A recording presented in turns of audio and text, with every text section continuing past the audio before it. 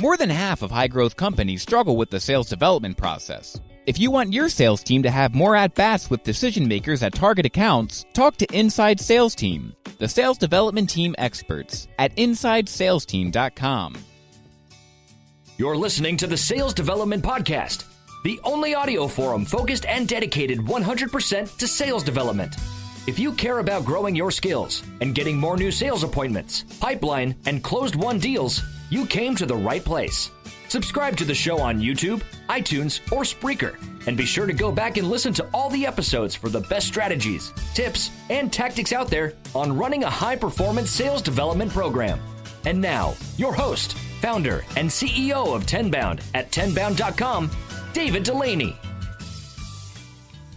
Hello, everybody. Welcome to another edition of the Sales Development Podcast.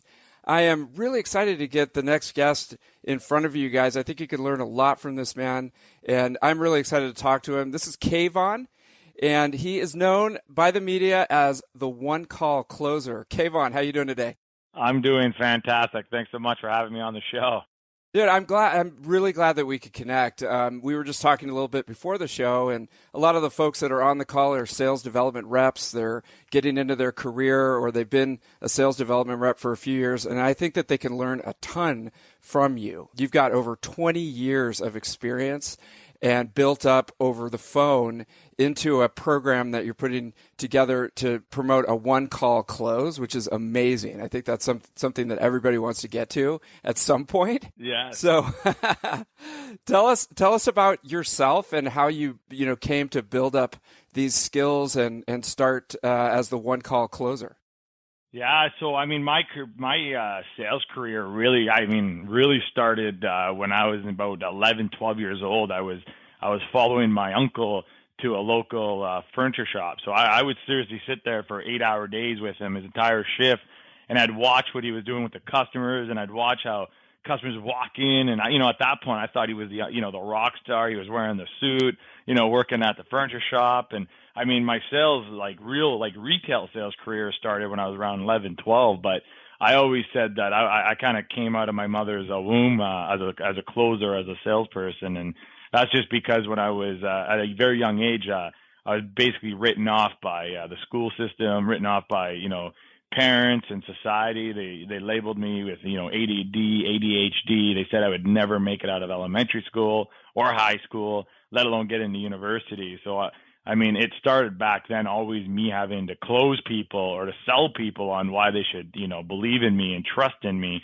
And the number one thing, I always had to sell myself on why I shouldn't be listening to them and, believe in what was going on inside. So, my sales career started off really, really at a young age. And then it kind of led into, from the furniture sales, it led into more retail jobs. And then it led into my first rep job. So, out of house, working on the roads, going to see clients. That was in the ski and snowboard industry. I loved that. At 21, I had the credit card, I had the car, driving around, selling, you say slinging, right? Slinging things we loved. And then I knew I wanted to get even more advanced and take my career to another level. And that's when I started actually on the phones from a home office, dialing. And they say dial for dollars. Literally that's what I was doing. I was on pure commission sales, and I still actually use the same phone today. And the funny thing is there's no numbers on the dial pad. They're all worn off because of how many dials I've made. And that was dialing out to real estate agents and brokerages and trying to get, again, past the gatekeeper to get the speakers into the offices. And that then led, that job gave me an opportunity with the mortgage world. So I was doing the real estate and the mortgage world, as well as I last ended my career job working for the largest pharmaceutical company as a sales rep, growing to becoming the number one sales rep in the company. And that was a great time. But there came a moment where I realized that no matter what I was going to do in my life, that if I continued working for someone, I was always going to be building someone else's dream. And I wasn't going to have that on my clock. I wasn't going to have that on my watch. I knew that I wanted to actually step out and go out and build my own dream and build something for once and create something that I was really passionate about. And that's something I can stand on and love. And that's what led me where I am today.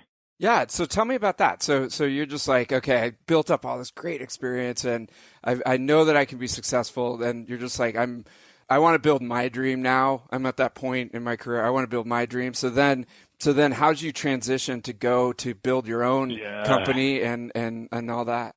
Yeah, so you're gonna love. Here we go. So I mean, I gotta set up the stage here for this, and you gotta understand. I was working I was the number one sales rep for. And I say that because it's something, it's big. I was working for the largest pharmaceutical company. And I mean, I had what most people, I would say 98% of the population would consider the dream. At that point, we're earning well over six figures, like anywhere between 200 to 300K a year. I had the company car. I had a company visa. I was taking my customers all over, playing golf, going to LA, going to Vegas. I mean, and on top of it, I was working 1 day a week, if that, because at this point, it was just relationship, right? And then if there's anything we're going to learn through this podcast, is sales is about relationships. It really is. And you don't need 2 years to build a relationship. The relationship can happen right away over the phone, right when you're speaking to the gatekeeper. So anyway, I just want to put that there. So what happened was, now I'm sitting here, and at that time I was about 29, 30, and even though all these great things were happening, I felt I wasn't fulfilled.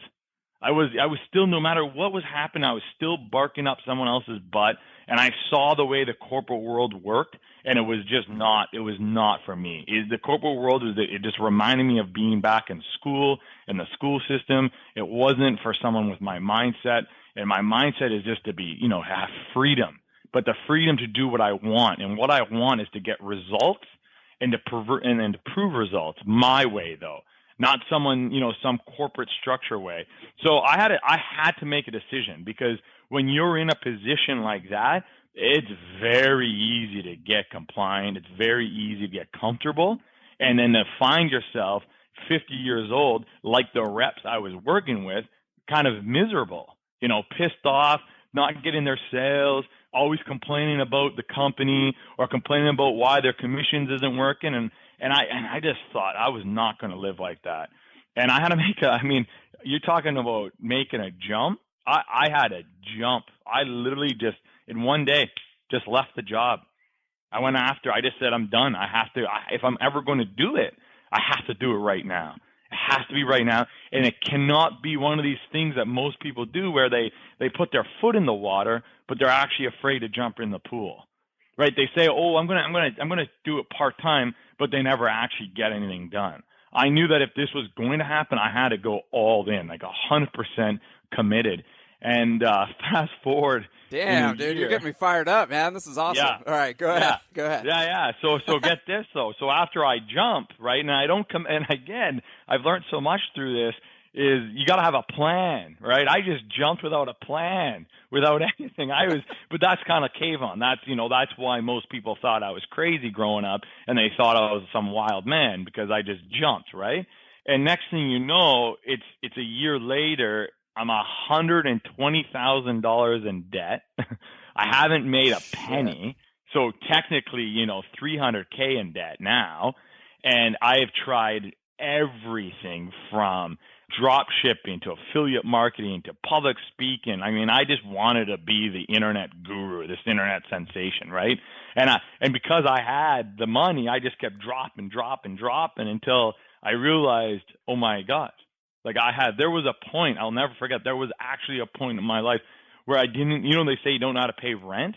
I was at that point, but not knowing how to pay rent is one thing. Not knowing how to pay rent and having $120,000 in debt to government, to credit cards, to line of credits, that's a scary place to be.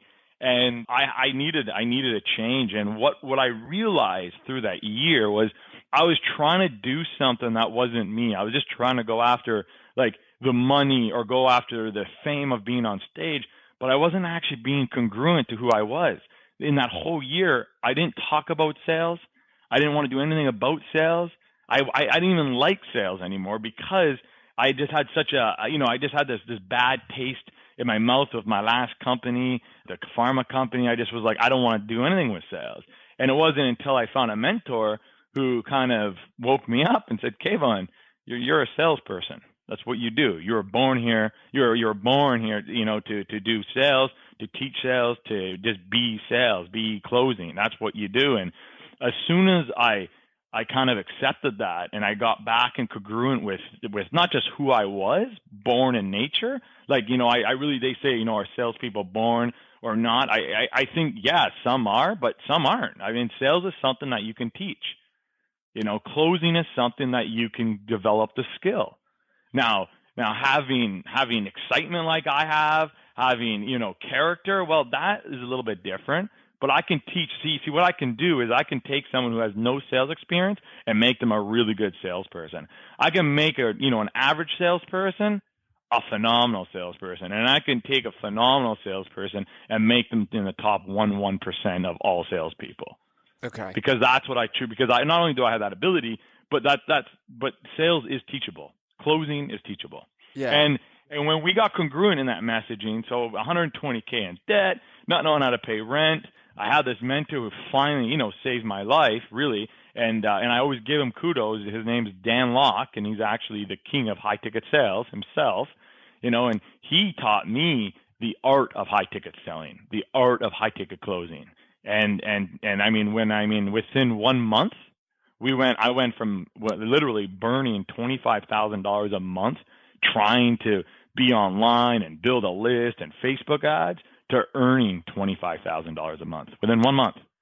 Now, not only am I, earning much more than that, my expenses are so low, and it's because we are showing people what I do, and it's been absolutely amazing. You always hear these people say they're grateful and all that. I really never thought I'd get to a point where I can say that I'm grateful. I feel every day full of joy. I'm happy. Everyone in my life around me has now come back. I mean, when you go to a dark place, when you're trying to build a business, you'll see how many people start pushing you away. You start pushing people away. It's an emotional time. It's a scary time. And that's what I love about entrepreneurship. But that's what I love about building a business, or what I love about going after your dreams and trying to do something very special in this world. Is it takes hard work. It takes pain. It's ugly. It's not fun. And most people are not willing to do it. But yet they sit on that top of that diving board and say to themselves, well, why can't I be in the pool with everyone else? I want to be there. But they never actually give themselves the permission to jump off and actually get in the pool with everyone, because they're not willing to take that leap, not knowing how hard they're going to fall or where they're going to fall. But when you take that leap and you actually give yourself the permission to drop, it's amazing what happens. It really is, because we're animals, man. Especially sales guys. We're ego. We are animals.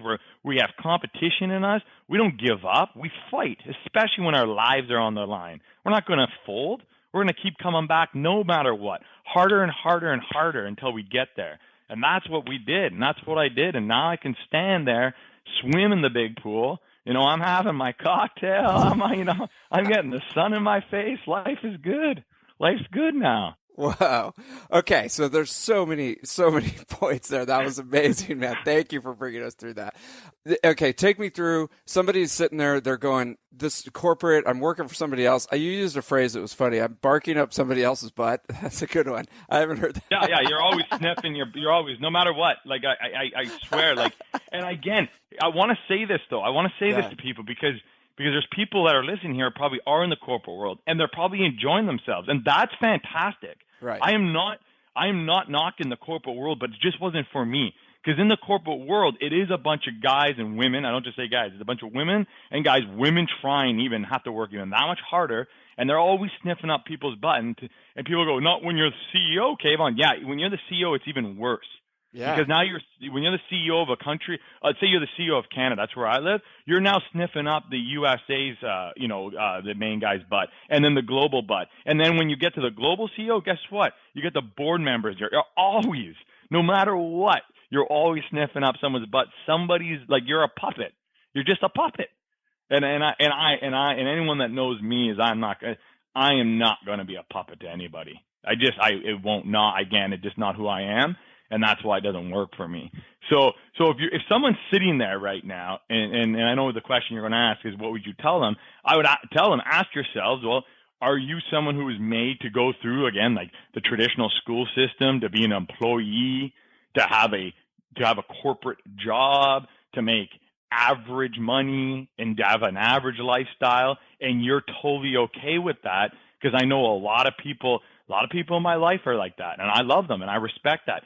That wasn't for me. I don't want to be average. There's nothing about average I like. I don't want to eat at average places. I don't want to drive an average car. I don't want to park in average parking spots. And again, people say, Kayvon, you're so arrogant. No, I'm not arrogant. I'm a dreamer. I'm a believer. I see people on their $3 million yachts, and I say, well, why can't I have that? I enjoy that. It has nothing to do about status. It has nothing to do about showing off. I enjoy being. If you've ever been on a $3 million yacht, I'm telling you, it's a beautiful place to be. If you've ever been in a position where you can just pick up and travel the world because you feel that you need it in that moment, it's a great place to be. It's even a better place to be when someone close to you is sick and you can provide health care for them. That, to me, is not average. That is above average. To be able to provide health care, to provide freedom, to provide options. That's all we have in life, is we have options. And I just want more options. And in order to have and create more options, you got to have a big bank account. I don't care what anyone says. You can have all the love you want in the world inside. You can be Mother Teresa. At the end of the day, I know a lot of people that have no money and they're very happy, and I know a lot of people that have a lot of money and they're not happy. Happiness and money do not even come in the same conversation. Those are people who confuse those two. I feel sorry for them, because it's not.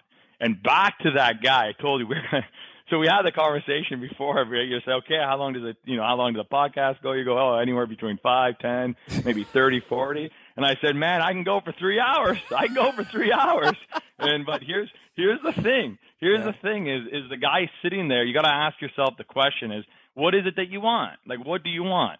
And if you're sitting there going, man, I hate clocking in. I hate this 9 to 5. There's so much opportunity out there. And we can talk about one of the opportunities that we're creating right now for people, which is the high ticket selling, the one call closer program. And that allows people like me who are sitting there, no matter what age they are, they want to travel the world, they want to make really good money, they want to work from home, and they want to have time freedom. We're providing them that opportunity. Okay. Inside Sales Team fully integrates with clients. CEO of Discover Org, Henry Schuck, partnered with us, and we've generated over $25 million in new business revenue. They are firing on every best practice for running a sales development team. Learn more at InsideSalesTeam.com. So I got a couple of quick questions. I want to go into that. But you mentioned a point about the education system and someone like yourself who goes through. And I've got 2 little kids who are starting the education system. And to me, it seems like it's all set up to create workers, that will take a role and then contribute to society in some role, whether it's lower, middle, or upper class, whatever they end up doing, depending on how smart they are. But it seems like it's set up for creating this workforce. And, with kids who, you're obviously a very gifted person and you didn't necessarily fit into the education system. So what do we do? What do we do? I mean, it just seems like not fair. It's not a fair situation for these kids who have incredible gifts, but they don't want to be stamped as a worker. Yeah. So here's what I love about that, though, right? Is, I mean, you said you think that the school system, or you feel like it is set for that. No, it's facts. That's what it is. The school system was set up in the industrial age, right, where they wanted to make workers. So they put them through. School is to set you up as a worker, to say yes, sir. No, sir. Yes, ma'am. Okay. How high do you want me to jump? Okay, I'll jump higher. Now that I've jumped that high, you want me to jump more? Okay. Like, literally, it's just it was set up for that, and that worked. That works. You see, everyone's working. Obviously, we need people like that. It works. But for that one kid like me who's sitting in a class of 25, and you have that mindset, like, I don't want to be like any of you guys. You guys think I'm crazy? I think you're all crazy. what's amazing is we do have people the cool thing. Okay, so when I was going through school, entrepreneurship wasn't cool. It was taboo. You know who did entrepreneurships? The bullies and the ADD and the kids that were stupid because they could never get into a university. Now it's like reverse. Like all of a sudden entrepreneurship, lifestyle is cool. So there's actually people out there that are seeing this and they want to create universities for entrepreneurships. Like I know that there's someone in the States right now that creating the first university for entrepreneurs. Like people who want to become entrepreneurs, you're going to go there. And you're going to learn about how to build a business, because I can tell you right now, I don't care. I have, just so you know, I've done MBA classes. Even though they said that I would never pass high school, not only did I pass high school, I got into college and I got into university and graduated on the dean's list both in business, marketing, and sales. Was it hard? Absolutely. Did I do it just for my parents? 100%. I hated it the entire time. I hated it, but my parents came to this country. And even though no matter how successful I got, if I didn't get that one paper, I know that my dad's dream, he would have felt like he failed that. So I wanted to just give him that because they gave me the opportunity to be here. So I completed it for them. But I'll tell you, the moment I got out of school, I was done. I was done doing it their way, and I wanted to do it my way. In fact, I'll tell you a story. I'll tell you this, and this is true, no lie. When I got out of university, I was getting recruited to all these jobs because, I had my skills, I had my schooling. So I got my first job. It was like downtown Toronto. I got in on a Monday. That Friday, I gave my papers. And I said, that was literally Monday, Tuesday, Wednesday, Thursday. Friday was my last day at that job. It was actually in-house, so I had to be somewhere at 9 a.m. and I couldn't leave till 5 p.m. It was jail.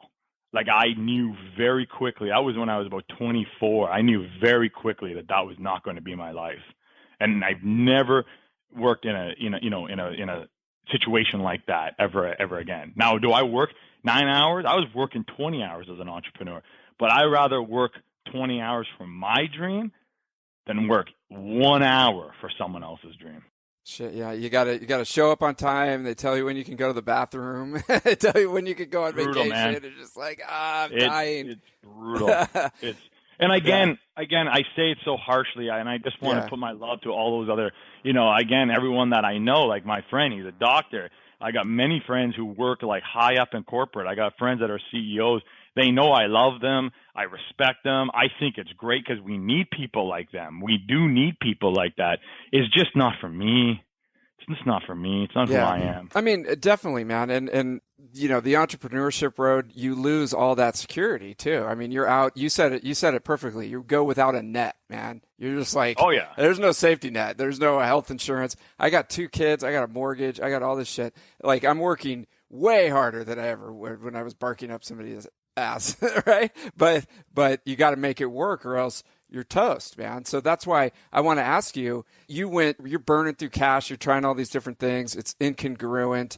It's $150K in debt. You're going, what the frick? And then you meet Dan Lok, right? Yeah. And then you go from scarcity to abundance, using the system. So tell us about what you guys learned, what you came up with the one call close system. Dude, I want to know how to do it. Close. I want Yeah. So what happened was exactly, I met with Dan Lok and I said, Dan, like, can you help me? And like he looked at everything I was doing, he's shaking his head and he's like, oh, and I sent him when you get a mentor, I really truly believe now that because Dan Lok's not free, he doesn't mentor me free. We pay a hefty dollar to be mentored by Dan. But the thing is when you have money with your mentor, there's a whole different relationship. The mentor wants you to succeed. You're paying them so they have their time, their values in the relationship, and they deliver results. And I absolutely, like with Dan, he saw what I was doing. He just looked at me and he just said, "Are you going to trust me?" And I said, "Absolutely." He goes, "What's your goal?" And I said, "Dan, honestly, right now my goal is I want to be making $50K by the end of the year, monthly. I want to make $50K monthly by the end of the year." And I asked him, "Can you do that? If you can't, just be honest. I'll move on." And he said, "No." He said, trust me, we'll get you there. I said, okay. And I mean, like I said, within the first month, we were earning, after he showed me the skill, we were doing 25 plus K a month. And what it was here's the key is he asked me this question. So he did a huge presentation in front of the mastermind group, and it was really directed to me. And at the end of it, he goes, so what do you think? And I was like white, and I was in tears basically. And I said, I guess I can't be an entrepreneur, because he went through all these things that the characteristics of an entrepreneur and characteristics of someone who's a coach or a consultant, what you need to have and what you need to do if you want to be successful. And at that point, I was so beat up, man. You want to talk about, being low? I was lower than a snake's belly, really. Like, it was bad. And I remember being in tears, and he looked at me, he's like, you didn't learn anything, did you? And I was like, no, I just learned that maybe I got to go back to work. Maybe I'm not good enough. And he said, no. He said, you missed it. And then he just said this. He goes, what's the one thing, and this is the key, so everyone listening to this, I want you to really hear this. What's the one thing, the one skill you have that if I tied your hands behind your back and blindfolded you, that you can do and make money? And for me, I said, well, obviously it's sales. He goes, exactly. He goes, and who have you been trying to be for the last 2 years? I was like, well, a coach, consultant, like a service provider. He goes, exactly. And he goes, do you think you know the pains of what a coach and consultant goes through? I'm like, yeah. He's like, and do they have sales experience? I'm like, no. He's like, do you get it? And I was like, no. And then he finally was, Kayvon, the one call closer. And it literally, it was a moment. When you got that aha, it was a moment. And I looked at him and I smiled. I remember coming home to my girl, and I remember our lives are about to change. And it was like a giant coming to life. Literally, it was, we call it flow, momentum. I always use an example, like the number one guy I know right now in life who's in momentum is flow is like The Rock. He is freaking everywhere. He's on movies, he's on commercials. People love him. Not one person is saying a bad thing about him. That's momentum. That's flow. And that's where I was living. And when you live in that, things just start. You said it the best, is you go from a place of scarcity to a place of abundance. And when you go from a place of scarcity to abundance, here's what happens is you stop restricting yourself from freedom. You stop restricting yourself from money. You stop restricting yourself from the most important thing as an entrepreneur is creativity. And you allow for things to flow. And so what happened was Dan, because he's definitely more experienced than I was at this time, he was showing me the art of high ticket selling. So he was showing me how you can sell 10, 20, 30, even $50,000 offers over the phone within one call, without having a cold call, without having to drive leads. Without having to do lead like prospecting. The leads come to you. You pick up the phone. You position yourself as an authority figure. And here's the biggest thing I learned is when you call someone, you're a salesperson. But when they call you, you become an expert. Nice. And that's what we do. And that's what we do. I love it. And as a result of that, I get to work now with, instead of me being that coach, that expert, that thought leader, the author, I get to work with them. I get to work with these guys that we all love and we all want to be. And now what I do is I close their high ticket offers over the phone. And as a result of that, I get my commission. So for instance, I have one right now. I got a real estate agent I'm working with, and I'm closing his $10,000 coaching product. Now remember, people go, oh, so you just sell. No, I don't just sell. I don't just close. I actually provide value. I do not work with anybody unless they actually have a product that's going to actually change someone's life, is going to serve people in a way. I do not work with anyone unless they are an authority figure, they do have a following, and they do make impactful, decisions, and they can impact people's lives. And I get to connect myself with these people, and I get to take people who want that product.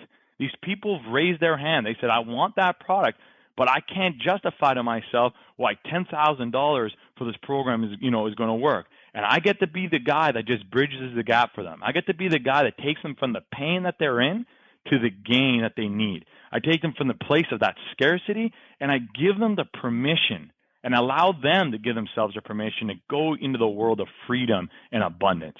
And as a result of that, I get commission. I get 20 to anywhere between 10 to 20% commission. On this one contract, I speak to literally about 15 to 20 people a month. That's it. I close my 10 sales. That's all I do. And I get $20K. That's $20K off one contract. Nice. It's a beautiful thing. So, okay, so there's a couple of things that you're saying. One is, a lot of the folks that are sales development reps, they're coming up in their career, they're trying to build that credibility, right, that you work with. You work with folks who they already have a following. They might have something. How does one start to build that credibility if you're 20 years old and you just got your first sales job and you want to someday become an expert that could have that credibility? Where do you start with that? Well, I just want you to know this isn't a sales pitch here at all. But it's very simple. Like if you're saying, shit, I want to live that life, it's me and Dan. So Dan Law, just put it in perspective, Dan Law charges $3,000 an hour. I'm not quite there yet, okay? Jesus. And his mastermind students pay over $30K a year, myself included. We pay over $30K a year to work with Dan Locke. I asked Dan to come together. Me and Dan are going to be taking a group of small individuals starting October 26th of this month for an 8-week course. And we're going to teach them the art of high-ticket closing. We're going to teach them the psychology. We're going to be teaching them the skill. And then we're going to be teaching them how to take that skill and build a business around it. So if you're a 23-year-old, by time 8 weeks comes around, you will have the credibility, you will have the tools, and number one, you'll have the skill to be able to approach one of these thought leaders and become their number one closers. Because here's the deal.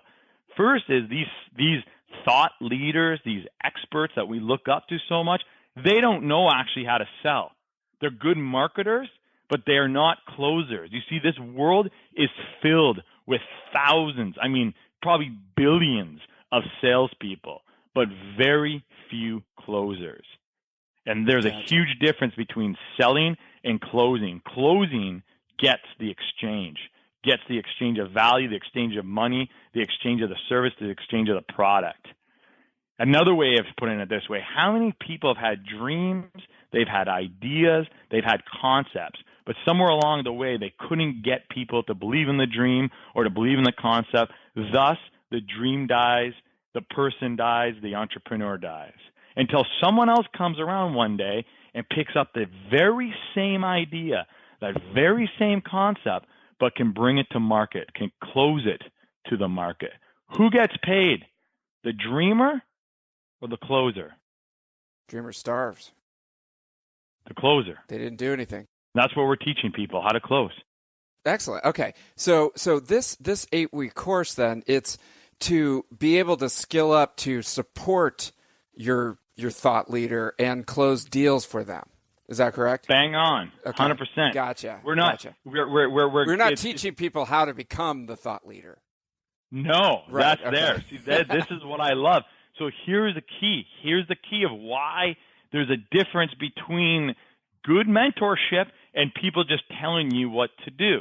So for a whole year, people were just telling me, be this, do this works, that works. But for once, Dan said, why are you trying to go with everybody who's trying to dig the gold? Be the guy that sells the shovels. Yeah, nice. And I was, oh my God. And again, I give credit where credit is supposed to go. And, that was, again, Dan showed me that. He showed me these little things I already had in me. They were already there. I just didn't know how to get to them. I didn't know how to tap into that creativity. And I really do believe that was because of years of people telling me that I wasn't good enough. Years of people saying that I would never make it, that I was too stupid. They said that I have a learning disability in English, writing, communication, and math. What's left? ADD, ADHD. I had every letter in the book. Right. When you hear that for 25 years, you start to believe that. Totally. So not only, and here's the thing is with sales, It's just really about my story right now, but I want to be able to give some value here.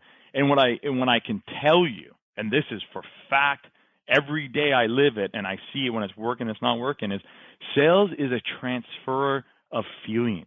Everything that we get in our lives as salespeople, as individuals, as mothers, as fathers, as students, is a direct reflection of what's going on the inside. So if we really want to change what's happening on the outside, we have to go in and change what's happening on the inside. We have to change our mindset. We have to change our paradigms. We have to change how we operate as individuals, as entrepreneurs, as salespeople. I always ask myself today, Kayvon, are you operating like someone who's earning 8 figures or 9 figures?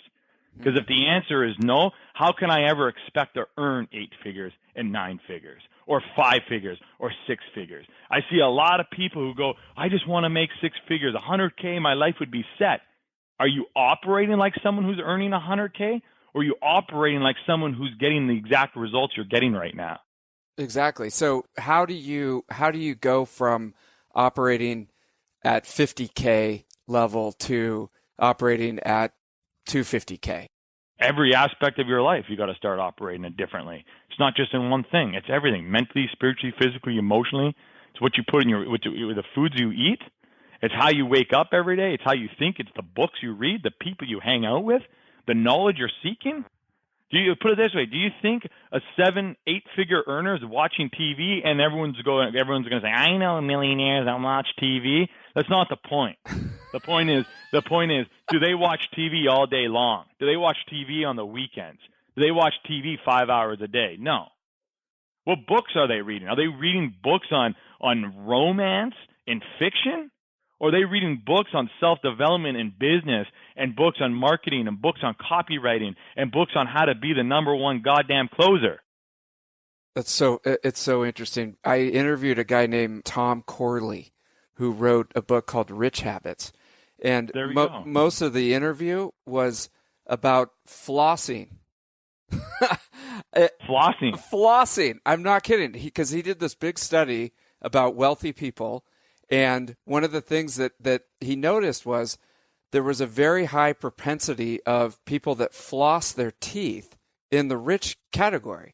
And the reason I thought of that is, we were talking about health habits and how that affects your brain and how that affects your creativity, right? Which you mentioned earlier.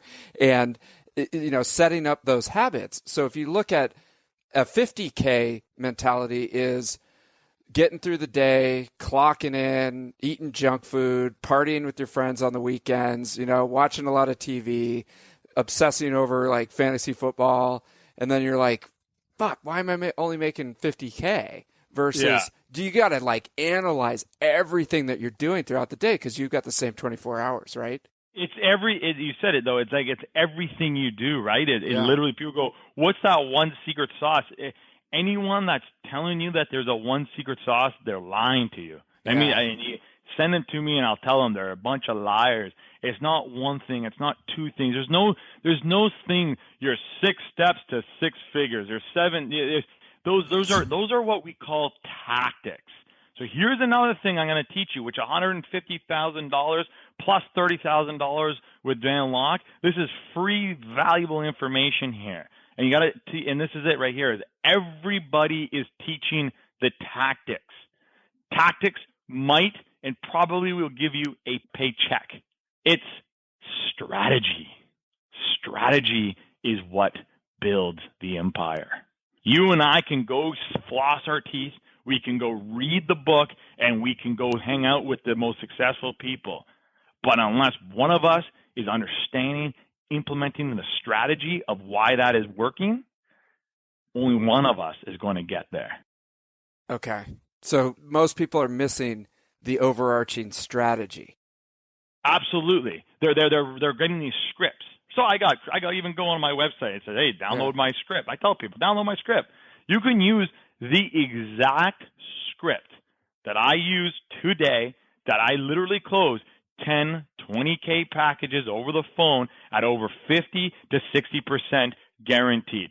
$2,500 packages, I'm 80+% on. Okay? This is the exact same script. Guaranteed you're not going to do what I do, because that script is just a tactic. Yeah. It's one thing. The strategy, you got to understand the strategy behind that script. So you're going to say, well, what does that mean? You got to understand the psychology I'm using. You got to understand the tonality. Understand why and when I'm asking the questions. And when I get excited and when I don't. Though that's strategy. That's psychology. Gotcha. Okay. Put in a webinar, doing Facebook ads, a webinar to a landing page to buy my product. That's a tactic. The strategy is, what's the copy you're using? Who's your audience? What is your audience like? What do they want? What have they been seeing that's not working? What can you offer to them in a different way that is going to work and that's going to get them to move? And nobody's teaching that. Very few people teach that, because that's the secret sauce. And it seems like we're swimming in tons of tactics. Like every time you open up Facebook, it's like the top 5 things to this and the how to this and how to do this. And you just kind of, it's almost becomes like entertainment. You know, you got all these tactics and stuff, but if you don't have that overarching strategy of what you're doing, then it's not going to work. It's just entertainment, right? And so this is okay. So we're coming up against the hour. Kayvon, dude, this has been awesome. If folks want to learn more about what you're doing, how do they get in touch with you? I got your website here is kayvon.com. And that's it. Just make it easy. You go to kayvon.com. That's kayvon.com. And if you want to learn more about the One Call Closer program, you want to work with Dan and I, very easy. On kayvon.com, there's a big button that says Get Started. That'll get you to exactly where you need to be. And if you go there, you'll be speaking to me on the phone. So because we're not just picking up anybody. We're not taking everyone. We're taking a very small group of individuals that really have what it takes and that have the mentality of like mine and Dan's mentality. Because what we're doing is, again, we're selling the shovels. We're not going for gold. Nice. All right, man. Well, thank you. Thanks for opening up. And I think people are going to get a ton of value out of this. I appreciate it. And you, good luck with everything. Thank you so much. It's always a pleasure to be here. All right. Thank you for listening to the Sales Development Podcast, the only audio forum 100% focused and dedicated to sales development, with your host, David Delaney. Please be sure to subscribe to the show on YouTube and take a moment to leave us a review on iTunes. Your support makes our show possible. If you are struggling with your sales development program, contact us at tenbound.com for a no-obligation exploratory call. Again, that's tenbound.com.